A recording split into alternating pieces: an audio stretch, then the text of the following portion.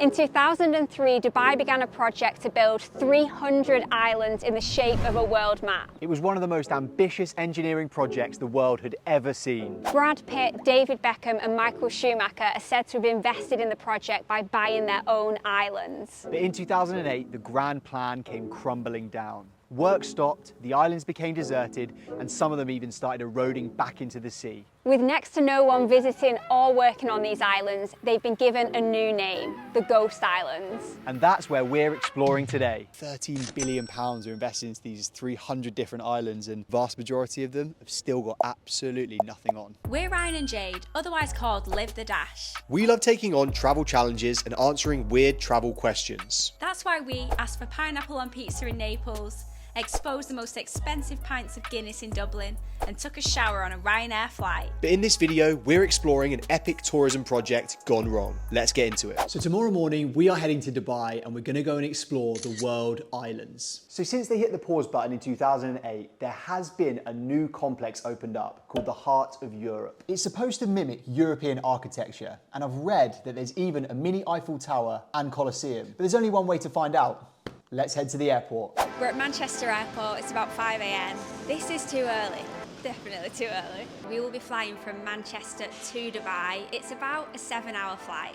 So in Dubai you have the Palm, which has been a huge success, but this project hasn't been as successful. Some people are saying that it's a $13 billion failure. I feel a bit nervous about staying there. I feel like it's just going to be a ghost town and we're going to be the only people staying at the hotel. Right, let's get on the plane.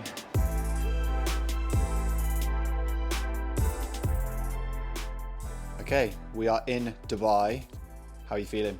I'm excited, very excited actually. We won't get this on the world island. This is the view from our window. We're on the 16th floor, and I have to point the camera up, but we can see the Burj Khalifa. Welcome to day one in Dubai. It's actually not off to an amazing start. We arrived yesterday, checked into our hotel, and we've woken up this morning and it's raining in the desert. Wasn't expecting that, and we're obviously on our way to a deserted island today in the middle of the ocean. Not perfect conditions because we have to get a boat over there, but you know, hopefully it'll clear up later today. Just out here now in the rain. I've already been in touch with the hotel this morning because it turns out you have to book a boat transfer to actually get to the hotel that we're going to. So I have signed up for a slot on that. Hopefully it's still running because it is quite rainy out, but I'm sure it will be. Let's go. Didn't think I'd be wearing trousers and a hoodie though. Let's get to the ferry port. Oh, so it's cloud seeding. Oh, so they've made it rain? Yes. When we're on holiday? Did they tell you when they're going to do that? Yes.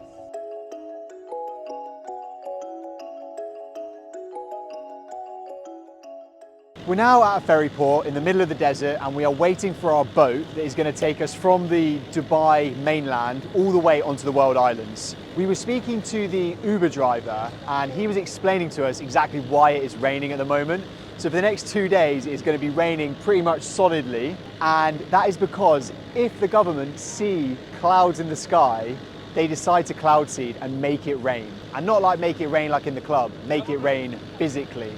I wasn't convinced that we were at the right ferry port when we got here because it's basically a car park. You can see the Dubai skyline is behind me, and then this side is where the ferry is going to come to take us over to the world island. The journey is going to take 30 minutes to get there. Here we go. Have you ever been taken to a hotel before on a yacht? It's the first time for me.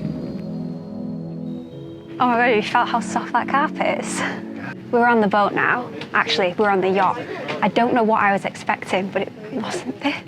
My goodness, look, there's a hot tub. Welcome to my yacht. I don't know what I was expecting before we got on this boat, but it was not this. Downstairs, there is a living room with the softest carpet I've ever felt in my life. This already is an experience. This is included within the price of the hotel room. It is the only way you can get to this hotel is by boat. You're not allowed to bring any food or drink over to the world islands. So hopefully the prices of food and drink when we get there aren't too bad. So we're starting to come into the world islands now. We keep going past all these islands just off the coast of Dubai and they've got nothing on them. There's just shrubs and sand. It's a little bit eerie actually. So there's over 300 islands were built. Some of them over the years have been lost as they start just to melt back into the sea. Most of them have got absolutely nothing on. And then some of them have got a little bit of construction, hotels, or are privately owned. Oh wow, we have made it. This is huge and colourful. So the hotel that we are staying at is called Heart of Europe. One of the most unique arrivals to a hotel that I've ever had. Thank you so much. Cheers. It's a nice welcome. We've just checked in and we've taken our bags to our room, and we will show you that a little bit later and also tell you how much this cost. But first, let's go and explore this hotel and the island that it's on. Let's go. For the next 24 hours, we will be on this island. We cannot leave. So this is an adults only hotel. It's called Monaco and it is designed to be a party island.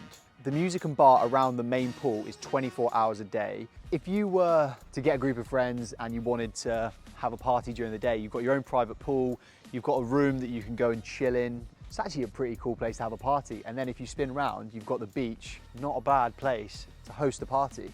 But a key ingredient of a good party is other people, and currently there is no one else in sight. This is the gym room. We were told that this is actually a hotel room that they've put the gym in for now, and there's going to be an even bigger gym coming soon. The hotel is still a work in progress. 1001, 1002, 1003. Okay, it's enough. Let's get out of here. This hotel complex is called the Heart of Europe, and each hotel within the complex is themed and named after a different country or city or destination in Europe. So we're staying in Monaco, and then they've also got under construction Portofino, they've got Marbella, they've all got slightly different themes, they're all slightly different colours, and Monaco is the only one that's currently fully built and opened right now. There are 2 restaurants open in this hotel. One of them is behind me, La Brasserie. There's a second restaurant, but that's actually outside, and because it was raining, that place is closed. So at the moment there is just 1 restaurant open. So we were worried that it was going to be super expensive, and our fears were somewhat correct. It is quite expensive for the food. Burger is about £25, a beer is about £10, coffee was £6.50. My Red Bull, I actually don't know how much this is. You probably don't want to know. So we're now on like the shopping street of the hotel. We've got a salon for ladies. Get that purple rinse. This is some sort of shop.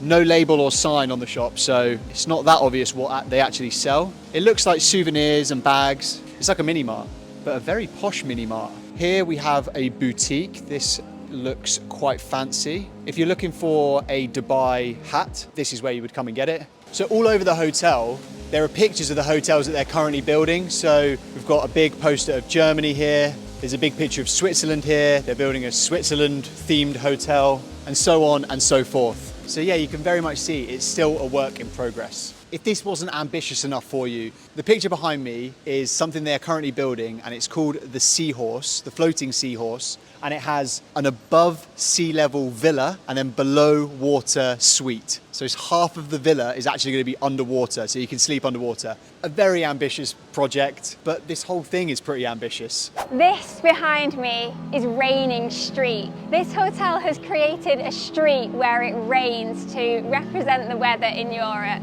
but they haven't needed it today because it's actually been raining non-stop. The waiter here has asked us if we want him to make it rain.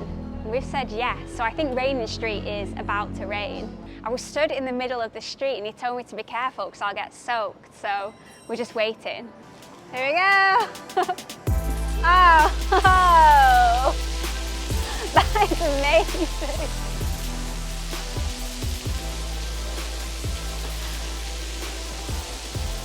I don't know if the camera shows, but this rain is ferocious. I'm getting wet just stood there. No, stop. Whew. Wow, that was pretty cool. And just like that, the rain has passed. Let's go and see the rest of what this place has to offer. We're now on the beach area. This is actually such a nice beach.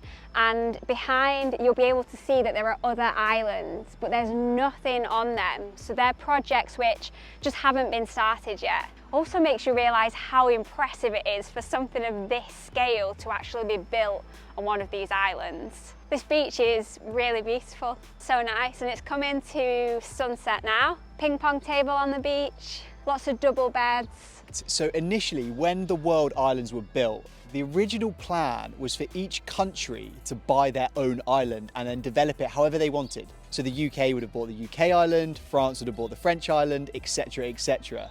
That obviously never happened because of financial constraints. If there are any other crazy hotels around the world or tourism projects that you want us to go and see, what should they do? Comment below and let us know where. The sun is here.